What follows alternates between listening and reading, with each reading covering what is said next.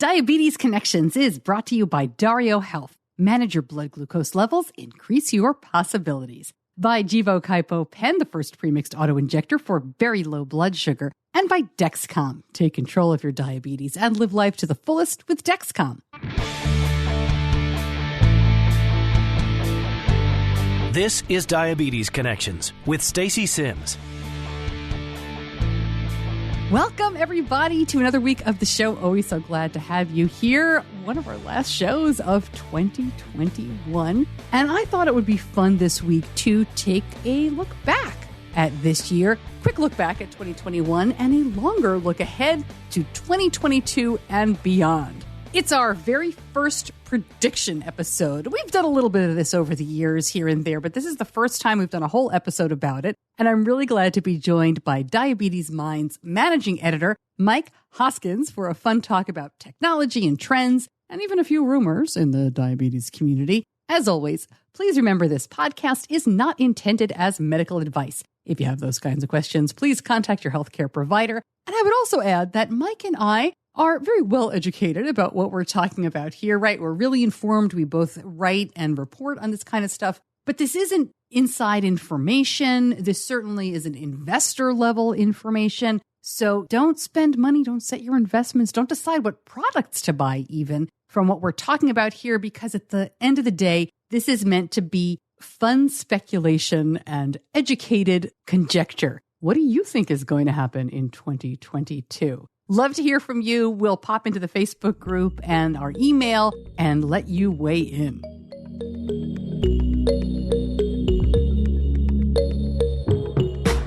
Mike, thanks for jumping on with me. We've never done a show like this. I think this is going to be fun. Yeah, I'm looking forward to it. This is going to be great. All right. We got a lot going on this past year. We've got a lot we're looking forward to. I kind of feel like, unfortunately, the theme, though, for 2021 in many respects, particularly with technology, is that we are waiting. We are waiting for lots of things.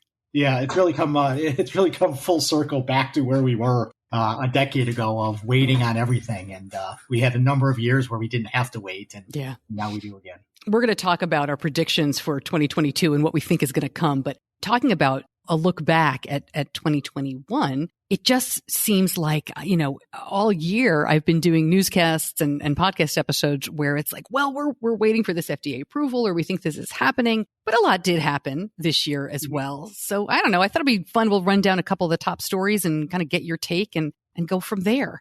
Perfect. Yeah. Interestingly, it's not the top story of the year, but I'm going to start here because as you and I are talking, this just changed. SugarMate, one of the top apps in our community, people really like that. We personally do not use it, but it went down a couple of weeks ago and now it is back. What do you make of that? I know that they're part of Tandem now. Yeah, I think that was middle or so of 2020, I believe Tandem acquired SugarMate. Really encouraging thing. I think they still operate separately, kind of like Roche owns MySugar, but, MySugar still exists somewhat independently in running things and operating things. So I think it's very similar to that. And I think that, them going down, SugarMate going down for a brief period, however long that may have been, I don't offhand recall. But I think that was really related to the Dexcom 8, the real-time API news that came up mid-year, where they just really had to kind of follow the rules, regulatory rules in the U.S. with FDA and get that approved. Yeah. All right. So that was something that was just recent, but I'm not sure it's the most important story of the year. One of those is probably the price of insulin and the conversation around it. And then practically speaking, the Walmart and Novolog agreement, where we kind of have to change what we mean when we say Walmart insulin, because now they're selling Novolog as a branded, Rely On is the Walmart brand. So it's Rely On Novolog. I haven't seen a lot of reports of how it has launched. In other words, there was a lot of coverage in the summertime when this was announced. I assume it's been going well and people are able to get it. Yeah. No, like always. I mean, insulin pricing is certainly, the topic, for many of us in the community. And I think that the Walmart insulin conversation did evolve with Novolog. And I think it's, again, a huge story. I think it's a big thing that's been necessary for so long. I think that also proved exactly why, it was pretty arbitrary that it was not already included previously, with a Rely On type brand. I think that really something that if anybody really wanted it, it could have happened a long time ago. Oh, yeah. We don't really have a finish to this story, but as I said, the conversation around insulin pricing in 2021 is definitely one of the top stories. And as we're ending the year here with the negotiations in the House and the Senate, did you see that a couple of people, of course, we're talking on the federal level, wanted to add not just the copay cap, which is already in the House passed version of the, so-called Build Back Better bill, but a couple of reps are now talking about capping the price itself. I don't know if this is going to go anywhere. We're getting into prediction territory a little bit. Yeah. But what'd you think of that? Yeah, again, I think that's the dream that, I think all of us have is, that short of, insulin, being capped, across the board, that, you have some of these more larger, wider spread changes happening. And I think, again, politics is politics. I mean, I happen to think, it'd be in a perfect world, having a list price cap would be marvelous. That'd be awesome. That's the way we would love to see it. But I just don't think that's possible. And I think that's almost, in my world, I see that as a poison pill where we could lose some of the real benefits of some of these smaller, more incremental changes if we try to go too big at once. Yeah, I know people get very angry when we say things like that, but I unfortunately agree with you for this instance. I'm a little concerned. I'm fingers crossed that, the Senate hasn't gotten their mitts on Build Back Better yet. I mean, they have, but they haven't really voted yet. So, a lot of changes are coming and things are going to be taken out. I'm kind of hoping that by putting the price cap in, these legislators are going so high and saying like, we've got to do this, that the negotiation is then, okay, we'll take the price cap out. We'll leave the copay cap in. Mm-hmm. Yeah, but I am nervous, as you said, if they look at it, and they start pulling that completely out. But it's the same thing with the underinsured. I mean, 100% necessary. And we need that 12 years ago, very overdue. Yeah. All right. And then Medicare, you mentioned Medicaid, but Medicare changed their criteria for CGM this year, which I thought was huge. And I didn't see a ton of coverage about, right? You guys followed that. Yeah, we really did. And I think a lot of that also was tied to pandemic. We saw some of those restrictions, the Medicare restrictions, really loosened, I think in the spring or summer of 2020, in the early days of COVID-19. And I think a lot of that carried over to 2021. And then, of course, the CGM access point for type 2s in particular. Yeah.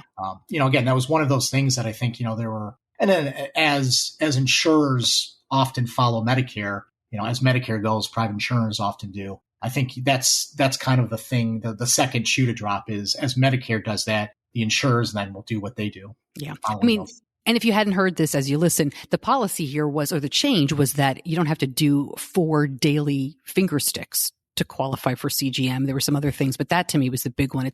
I don't want to let this go unsaid. Stem cell, I wrote in our notes here, Mike, I know you saw this, stem cell stuff moves forward. Because I don't have much to say about this, right? It's nice to see these studies. I'm glad it's moving ahead. I don't have anything to jump up and down about other than it's still going. And I'm glad more people are looking at this, but we are a ways off from me sending my son down to the operating room. Yeah. No, I'm on the same page. I mean, it's news for whatever that's worth to people. And there are those people who, insulin pricing is their topic that they care 100% about. There are those who care about the cure, others about, treatment, resources and support. I mean, and I think the cure is one of those things for those of us who have been in this community and living with this for so long. I think it's one of those things where it's like, when it's time to get into the clinic, I'll pay more attention. The two things, that we saw really make news, they're very early in the process. One of them is not even peer-reviewed data. It's reporting on the first person to go through the stem cell-based treatment. Incredible results, but we're years off from this being something that's worth really knowing and caring about. Yeah, I mean, I understand what you mean. It is definitely, it's so hopeful. Right. And I think, maybe it's because Benny was diagnosed 15 years ago this month. I stay hopeful, but my days of, how do you say it? Like exuberant hope, right? That universal balance of hope versus hype. There you go. It's tamped down a bit for me in my house. But yes, we are very hopeful. We're very excited. It's just hard when everybody outside the diabetes community is sending you that darn New York Times article and you're like, thanks. So can't wait. Maybe someday. All right. And then 2 fun stories. Omnipod in the fashion show. Kate Moss, supermodel, her daughter, lives with type 1 and just looked, smashed it just out of the park. Gorgeous. I don't remember. Was it Fendi? It was Fendi and Versace, I think, the fashion show, made the headlines. That one got forwarded to me all over the place, but that's a great fun story.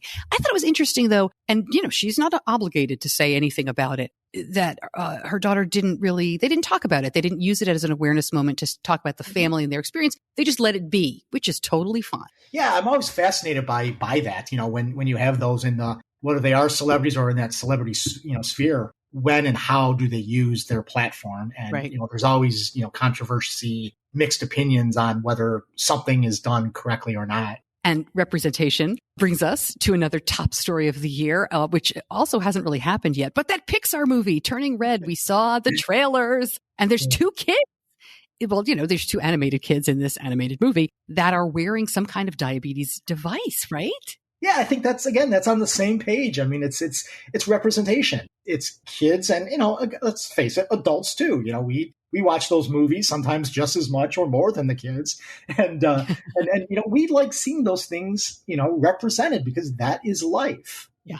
All right. So let's talk about predictions for 2022 and no obligation to get it right. I've never done anything like this before, but I think it'll be fun to come back next year at this time and we can see what we got wrong. Let me get out my crystal ball, my 8-ball, and have a right. Exactly. All right. So let's start with Omnipod 5. God bless their hearts, as we say here in the South, because, they've been waiting so long for this. And unfortunately, just this month, Shacey Petrovic, the CEO, said to a NASDAQ group, we don't anticipate approval during 2021, which is only a couple of weeks. So that's understandable. What quarter? Let's narrow it down. What quarter do you think the much delayed FDA approval will come? Yeah. So wait. Or will there be something bonkers that happens and, it won't come? Yeah. Well, here, I'll knock on wood before I say anything related to FDA approvals or not. But yeah, I think that's anything FDA related, I think is just, it's a byproduct, a consequence of, COVID-19, where everything is delayed. Sometimes a lot of the companies that, I've talked to not only this year, but last year as well, were saying, the FDA is just not willing or able to take at all new submissions, new filings because of COVID-19. They're pushing those out. So a lot of it had come down to that, they're delaying their filing even, which delays everything on the backtrack of that. And I think Omnipod 5 is certainly part of that. They had planned to file much earlier than they originally did, and everything is just delayed. And I think, that's almost the second piece. I mean, we have Tandem also has a filing that is almost the first step of this process, which is the mobile bolusing by phone, their app. And that they filed at the end of 2020, which again was later than they had originally planned to file. But clinical trials were delayed in 2020, and so they couldn't do the research they needed to do. But they eventually filed at the end of last year, and they just, they've had conversations with FDA that have been most recently at the end of August or right before Labor Day. And Omnipod Insulet is the same way, where if we look at it, kind of a puzzle, Tandem is most likely going to be first with that approval for the first ever phone control or, bolusing at least, mobile device controlling some part of a pump for insulin delivery. And from there, you get to Omnipod 5, which they're also doing that. And I think those two could come back to back. Okay, so give me like a timeline, and I'll give you mine. But you think like Q1 of? I think both. I think we'll see Tandem and Omnipod pretty in short order, close together in Q1. I mean, I think there's still a chance we could see Tandem approved by FDA by the end of this year, because even though FDA doesn't acknowledge that they do this. They try to clean up their document. Yes. End of the year is a mess. Before the end of the quarter or by the end of a year in particular. Yeah. Okay. I'm with you. And I'm going to put a date on mine because I like to live dangerously. I'm going to say that, one of them, I'll put a bullseye on Tandem. I think Tandem is going to come through on the 22nd of December. And I'll tell you why. It's because I do not have a newscast scheduled for that day. So I'm going to say that right before Christmas, Tandem gets a big present. Santa comes to town from the FDA and says, bolus by phone, you're in. And then the big surprise is going to be Omnipod 5. And again, people, as you listen, this is pure speculation. We know nothing. You know what I mean? We know nothing about dates. We don't have any ins. This is conjecture. Do not base any investments or calendars by this. But I'm going to say the 22nd for Tandem, and I'm going to say the first week of January for Omnipod 5. I do think they're going to come back to back.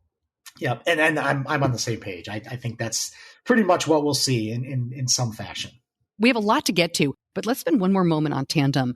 They've got this 5-year plan. You and I were both in on the call. We are doing our coverage of what this means for them. Do you think they'll stick to that 5-year plan? No, that's certainly not. I mean, I think they've got the ability to, because, Tandem, and in my opinion, Tandem and Dexcom are the two most efficient, at least, we've seen this over recent years, maybe not as much lately as much. But I think Tandem and Dexcom have both been those companies that can move things very quickly and work the best with regulators as they review these things. And I think they've gotten approvals more quickly than bigger, more longstanding companies have had traditionally. So I think Tandem's got the ability to pull things into the process more quickly. Whether they do or they don't, I have no insight on that. But I think that they will file what we used to call T-Sport and we're now calling Mobi.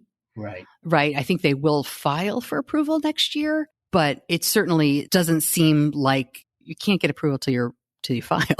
They have I mean, and that's one of the failings in the diabetes community historically. You look at companies like, Animas when they were still making devices. I mean, a lot of people are like, why is it taking so long for this to get approved or for that to get approved? And it's because the company didn't file. And often in those earlier days, big companies didn't give the FDA what they knew the FDA would want. And so things were already delayed by the time they filed because they didn't offer what the FDA had already told them publicly that they wanted. I hear you. I'm still bitter. You heard me growl there a little bit. I'm still bitter about Animas. They had the hyper minimizer that they were studying. They had all this stuff, and then Johnson & Johnson pulled the plug. So, yeah. Oh, goodness.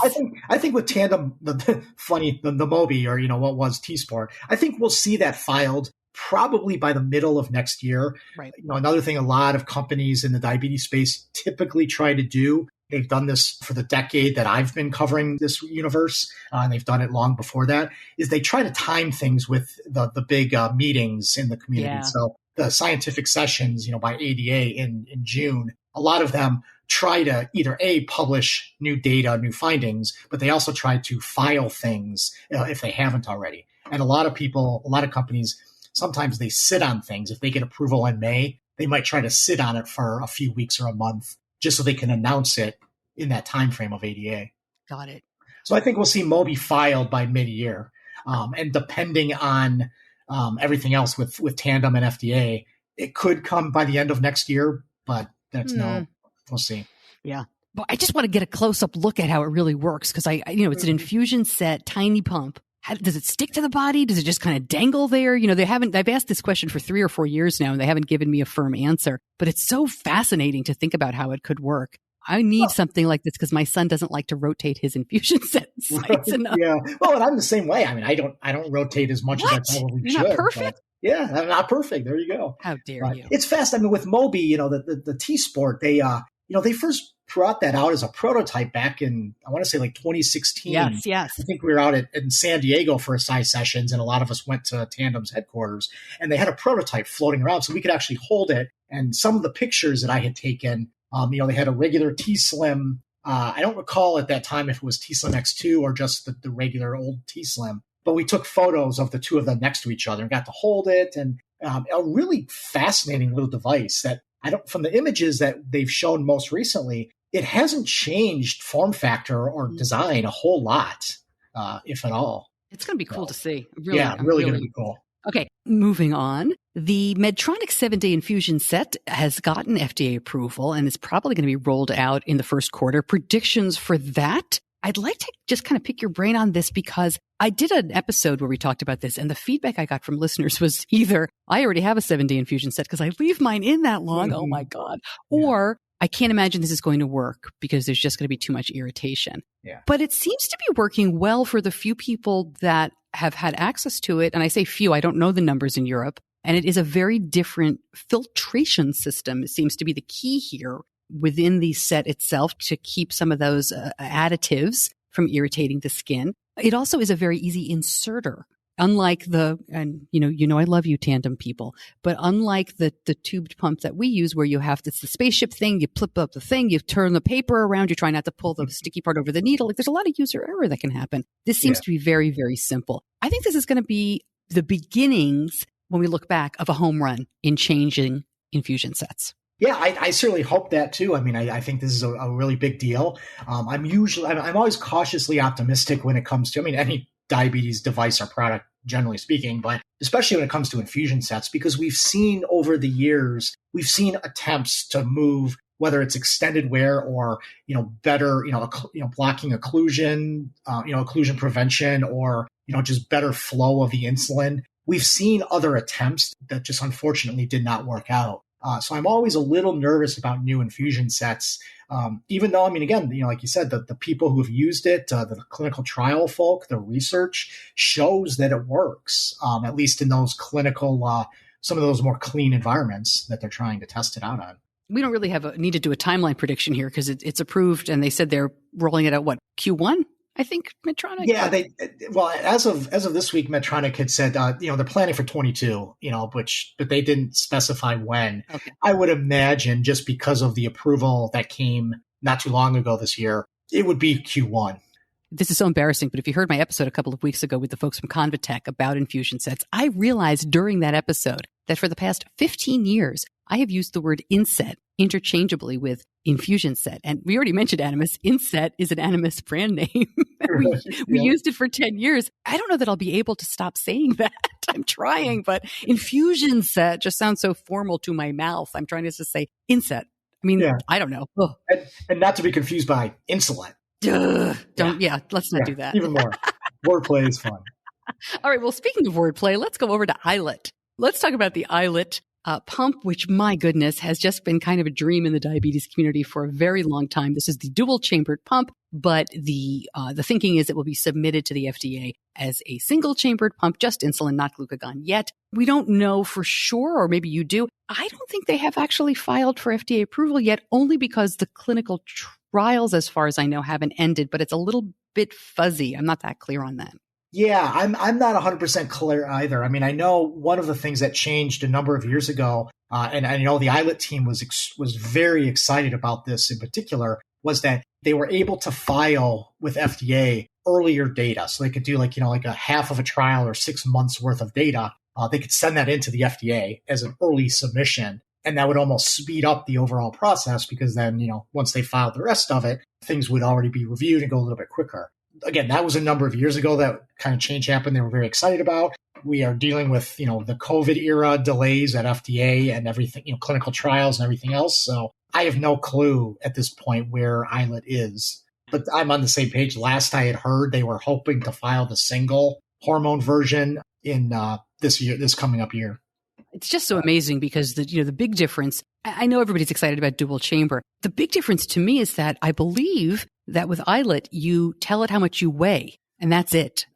Yeah. And so there's no basal settings. There's no correction factor. It kind of just learns you and that's it. The people who've been in the clinical trials have been really happy about the hands-off approach and it seems to do very well. So to me, that's just like, I don't know. It seems maybe in a few years we'll look back and say, well, why didn't they always do it that way? But it just seems like so super flying car kind of stuff. Yeah.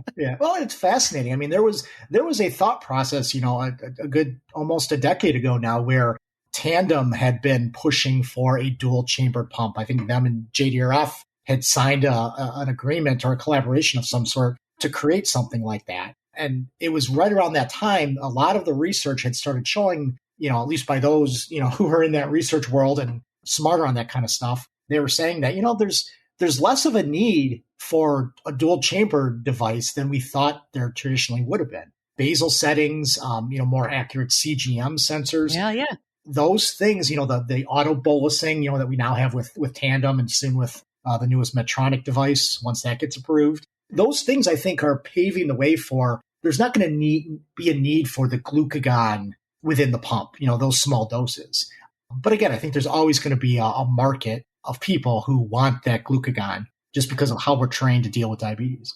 It's really fascinating, as you point out, just how what we think we want changes. I remember I wrote a whole blog post 10 years ago, 8 years ago now, about, how things weren't moving and how it was okay to be angry. It was okay to be grateful for the technology we had, but it was also okay to be a little PO'd about the pace, the snail's pace of, technological advances. And what I was mad about at the time was that you couldn't do a temp basal in advance. In other words, if I knew that Benny was playing basketball every day at 4:00, I couldn't go in the pump and say, or 3 days a week, I couldn't say, tomorrow at this time, I want it to click over to this temp basal. I couldn't do that. And I was like, how dare they? And it's because they were all working on these kinds of, hybrid closed loops where it would respond to your levels and you wouldn't have to worry about temp basals in the same way. So I'm glad that they didn't take my advice and only focus on the small picture. But it's funny what we think we want changes.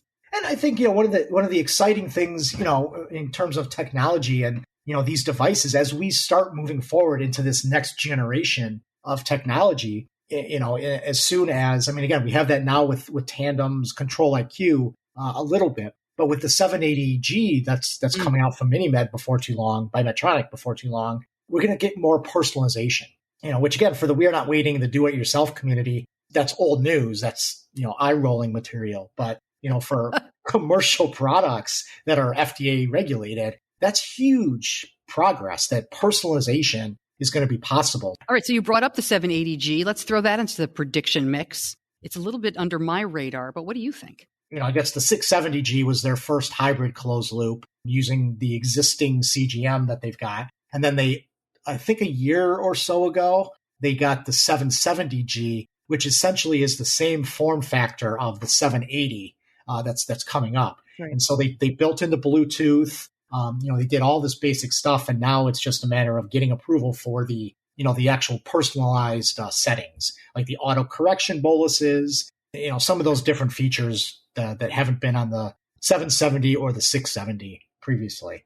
And they also have a new sensor. Oh, yeah. I can't remember what they're calling it. It had been known as the Zeus. It was Zeus. Yeah, it was a Zeus sensor, but they're probably going to call it like Enlight 4 or, Guardian, whatever. I know this is such a silly bias, but I was so happy when the code name of T-Sport changed to a word and not a number. The Medtronic system definitely confuses me. And I think it is Guardian 4 sensor instead of Zeus, which would have been a fun name. Okay, so I'm just going to predict, I think that the 780G will get approval in the US 1 week after Omnipod 5.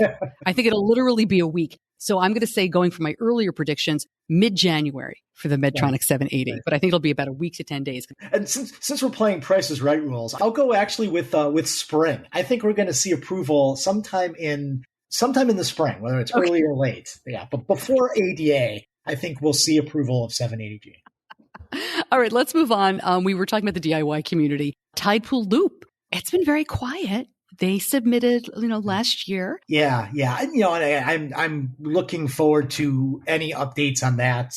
I love Tidepool with a passion. All of them are just spectacular, and, love them all individually and collectively. Brilliant people. I really don't know what to expect when it comes to timelines on Tidepool Loop. One of the things I've made an observation on my end for a long time with Tidepool Loop has been, it seems very conceptual or theoretical compared to other things like Omnipod 5 or Control IQ by Tandem, things like that, where it's almost like this idea of interchangeability, plug and play, everything.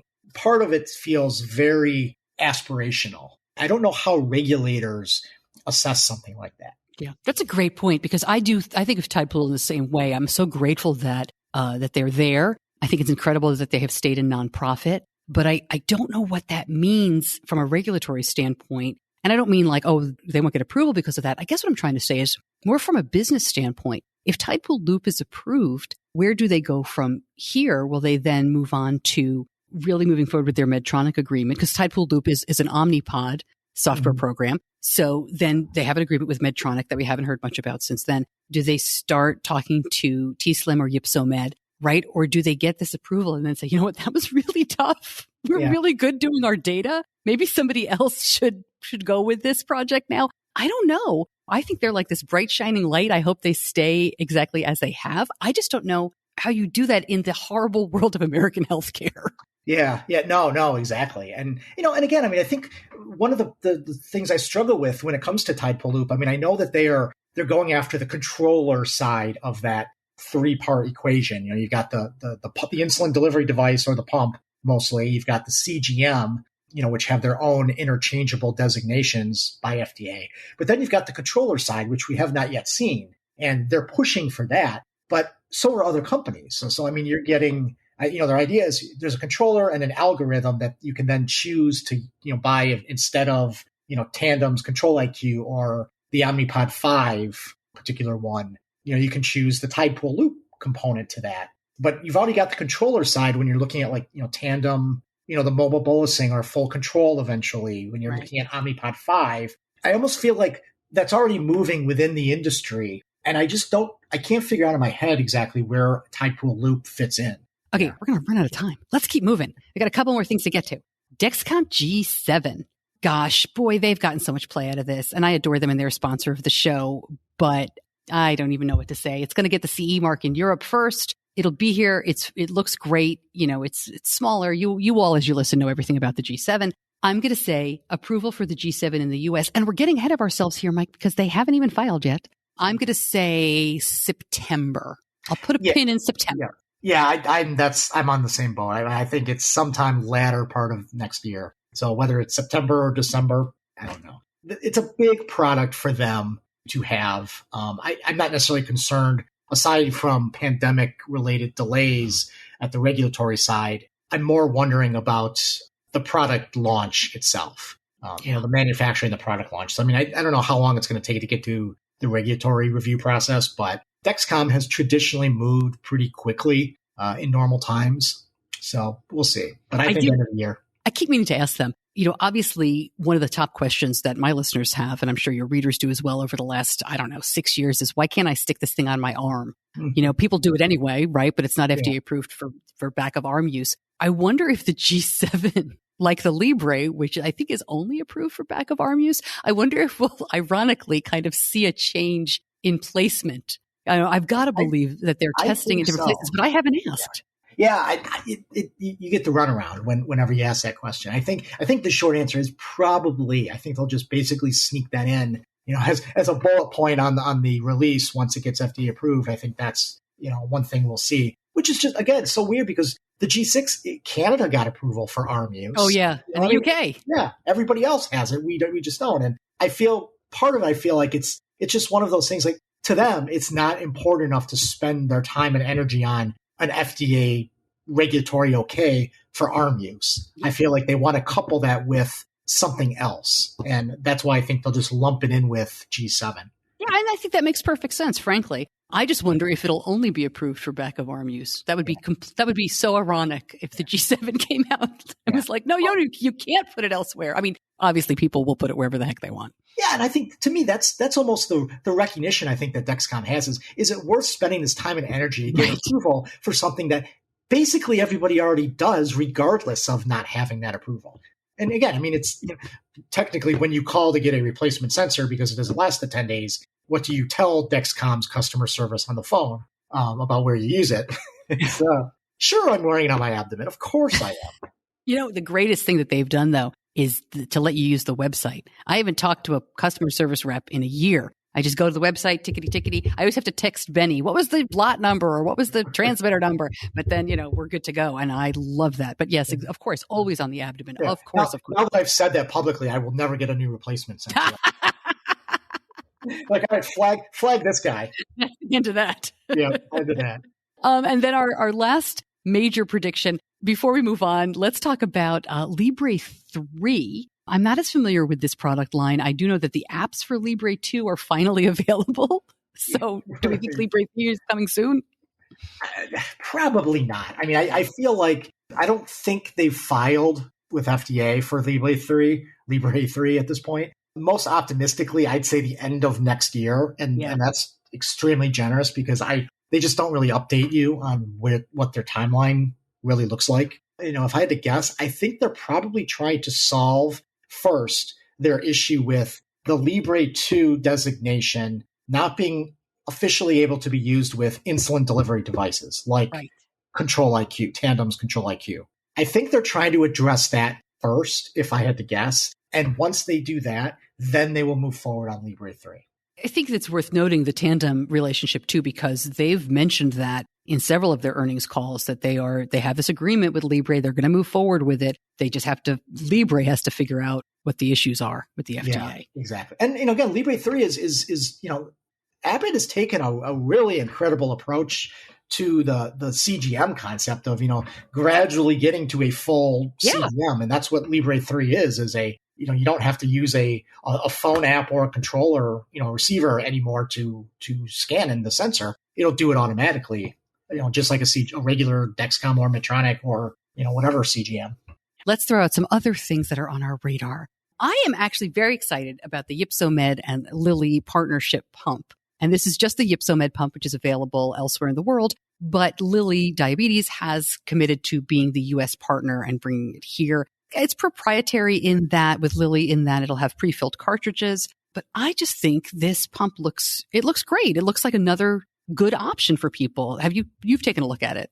Yeah. I mean, I've seen it, and I'm always excited and looking forward to and encouraging options, new technologies for people who might find something better for them than what exists currently. I'm always excited for that. I don't know what to expect when it comes to the Epsomet technology. I mean, it rubs me the wrong way that they're only focused on Lilly insulin. Mm-hmm. And the company, the Epsomet people have flat out said that's what they are, and they're not interested in other insulins outside of Lilly.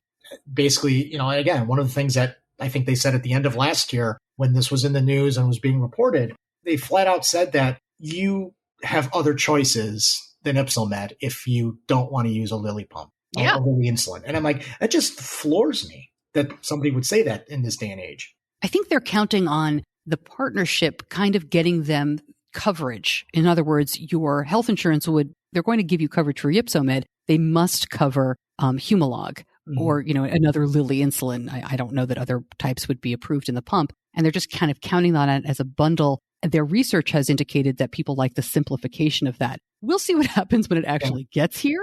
Yeah. Right? I mean, a lot of things have come from Europe to the United States and said, oh, you do it differently here. Right. So we'll see what happens when it actually lands. But I think that the simplification of that would make sense. It's just that, as I said to them when they came on the show, what happens if, my pump is covered for 4 years, but my insurance might change insulins every year. Mm-hmm. Right? I mean, you don't have to ask you that, but it's one of those things that I don't know that they've actually, I don't know. I'm sure they know, but how could they not plan for that? So we'll see. Yeah. And I mean, again, not to age ourselves here, but if you think back to the wonderful world of, the Asante Snap, back, which eventually was, went under and then was bought by Bigfoot, and became the platform for their future upcoming, pump platform, Bigfoot's. If you think back to that, they did the exact same thing. They launched with one insulin only and said, once we get approval and once we get into the market a little bit, then we will create, another cartridge version, for the other insulin. And it never came to be because they also spent too much money out the door on their product and their marketing and everything else. But they cut off half the market of insulin users right out the door. And maybe had they had that other half the market of insulin users, maybe they would not have gone under when they did. That's a good point. Okay, Bigfoot Unity, that is their connected pen system, which I think is just great. I'm glad that they did this. I think this is going to help a lot of people. But what do you think? Bigfoot Autonomy, which is the pump that, frankly, this company was founded to get to people. This was founded by Bigfoot, was the code name as you listen, if you're not familiar, for the guy who developed the algorithm. I don't know. What is this, 7 years ago? Yeah, I think it was like 2015. Yeah. Do you think we're going to see autonomy kind of come to the market, or do you think the pens will ultimately be enough? I mean, it's a good business. Yeah, no, I think it's a great business. And I think it's fascinating. I mean, they've maintained and they still do that, they will do the pump version, the autonomy version eventually down the road. But because we just saw this year the actual launch of Unity, the pen version, I think they will let that play out for a little while to see what the market looks like. I love the pen option. They've done something that we haven't had before, and I think that's a huge market in itself, for those people who don't want to use an insulin pump in whatever way. And I don't know. I mean, if you've listened to what Bigfoot has said in recent years, they've moved more and more away from the pump version as being an immediate priority. It's eventually, it's down the road, but I think they're going to focus on the market that they can grab pretty quickly, which is the MDI non-pumpers. I don't think we're going to see it this year at all, in this coming year. I don't really think we're going to see it filed even. I don't know where clinical studies even stand right now, but I'd be surprised if we see anything filed next year. Yeah, I agree. And I can't say enough. We need more pens. We need this connected pen ecosystem. I think it's fantastic. I'm thrilled to see it. But, the pump market it's terrible business. Pump companies that we've talked about a few that have gone out of business already. It's a very difficult business. It's very difficult to make money. Tandem almost went out of business and, before they turned it around. So I don't know. I think that Bigfoot, and again, no inside information here. I think they are very smart to have played it this way. I think it is disappointing because we were so excited back in the day about this company founded by dads in the diabetes community. But at the same time, practically speaking, they could never come out with a pump and probably do really, really well. Maybe they wind up selling the algorithm, or maybe they just say, you know what, there's fantastic hybrid closed loops on the market. Ours is not necessarily needed. Yeah. So do I want to see Bigfoot put it all on the line just so, we can use a pump that we were excited about in 2015? Right. Yeah. Or do we want them to continue to do a great job of this pen ecosystem? It's a lot more than just, an insulin pen. We've talked about it before on the show, and I'll link up everything that we've talked about. So and with DiabetesMine as well, so people can learn more. But it's a different way of getting supplies as well. It's a different way of insurance. So there's a lot going on there. I don't know that I'd want to gamble that, if I were them, on a very expensive pump program. So we shall see. Yeah, and maybe a latter point of their business, a little bit more down the road once they've been on the insulin pen side of it for at least a couple years, to get themselves ingrained in the system, and then maybe offer the pump as an option.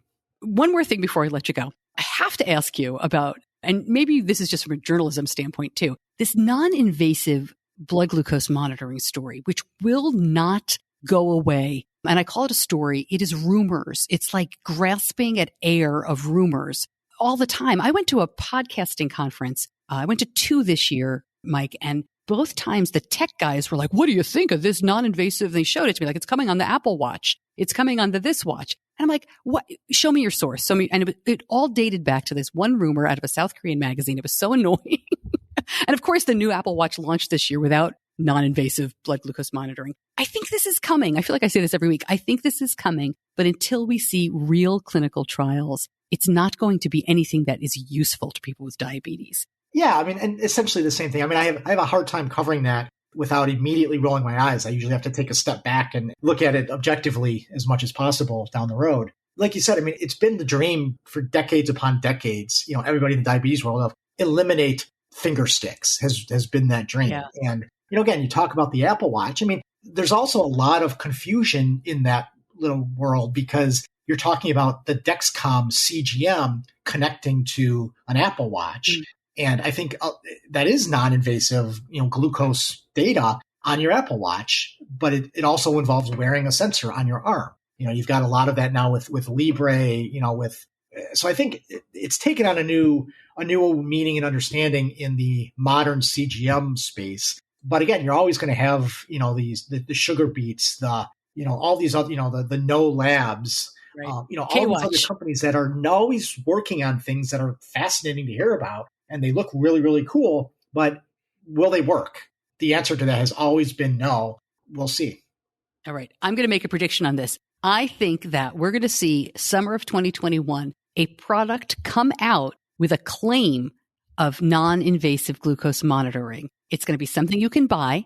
It's going to be something that goes on your wrist, and it is not going to work well. But it will show you a number to the point where they will, I almost said pump and dump like a stock thing. Like they will be able to, it will show you a number to the point where people will invest in it. And they'll say like, it's version 1. And, the same way this, the Ring will track your sleep. Or, like my bed tries to track my sleep now, Mike. I don't know how accurate that is, but I'm not dosing insulin based on my sleep. So what do I care? So I think the wristwatch will come out this year, summertime. It won't work. People won't care. They'll make $1 bajillion and those investors will sell it and get out. We will have a real watch down the road at some point, but not this year. Those investors, they love pouring money into things.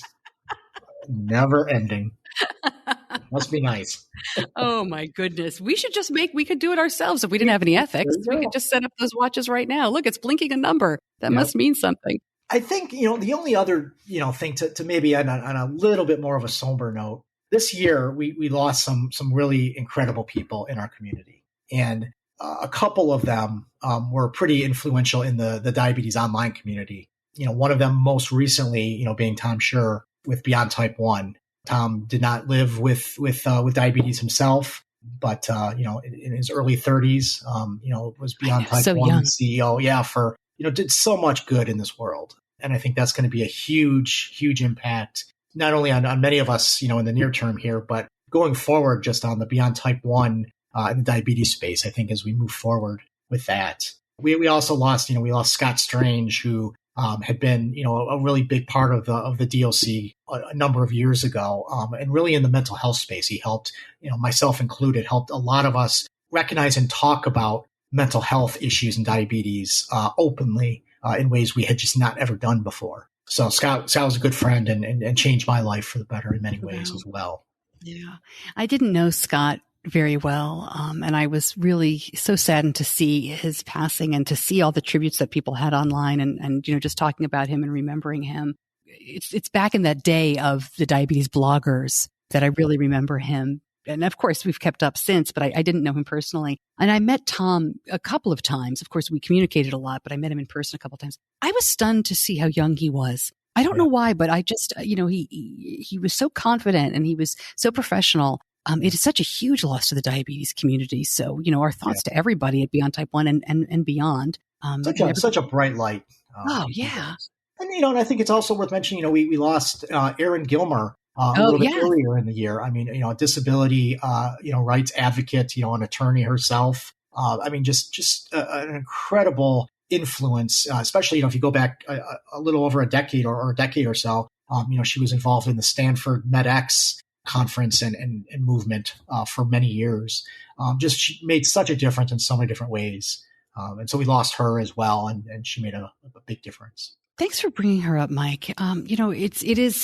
There's so many people on Twitter that that kind of just make statements or move on. And it's rare to find people that you actually can learn from. And I learned so much from her over the years. I'm so grateful for that. And, thank you for bringing her up. And again, I think, with all of them and, the others, within diabetes and outside of our community, but touched our lives, I think, we've lost others. And I think, how do you move forward and recognize their legacy and do things in the spirit that they were doing things? I think that's, as we move into 22 and beyond even, I think that's kind of the challenge, that we all face. And I think, with Beyond Type 1, and then of course, not on that somber, goodbye note, but, ADA will have a new CEO this next year as well. Tracy Brown, I think, has already left her role at ADA. So I think, with new leadership, you recognize, the legacies of those, who served in that role previously, but also how do you move forward and what does that mean for our community, whether it be ADA or Beyond Type 1 or, any of the other groups and organizations out there. And to that point, this could be a whole other show. There's a lot of reorganization at JDRF. The CEO is the same, but many of the people working for that company are not. The chapters have almost all of them been reorganized during COVID. So you make a great point. We shall see. I don't have any predictions for that. We'll keep them to the technology for now, but lots to revisit in the years to come. Mike, thank you so much for joining me. And I know you've got a lot more to come at DiabetesMine. We'll link all of that up along with this episode. But this was really fun. Thanks for being on the show. Yeah, thank you for having me, Stacey. A lot of fun. Always fascinating to talk about predictions and technology, past, present, and future. Yeah, I'm right. Of course. I'll hold you to the crystal ball prediction.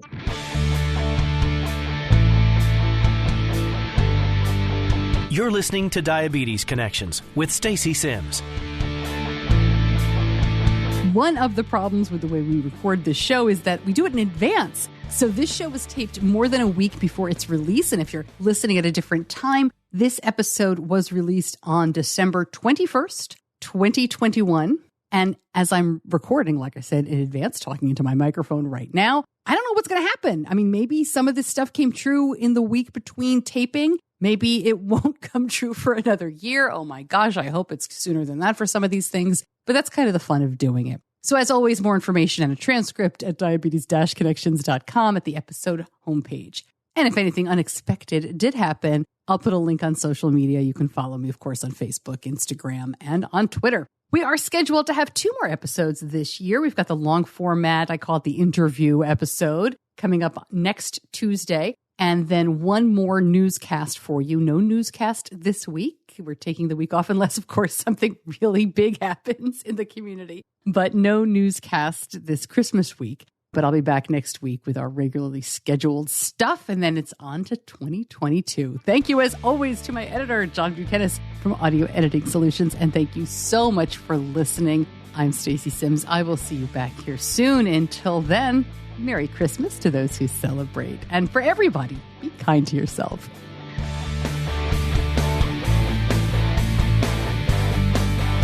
Diabetes Connections is a production of Stacey Sims Media. All rights reserved, all wrongs avenged.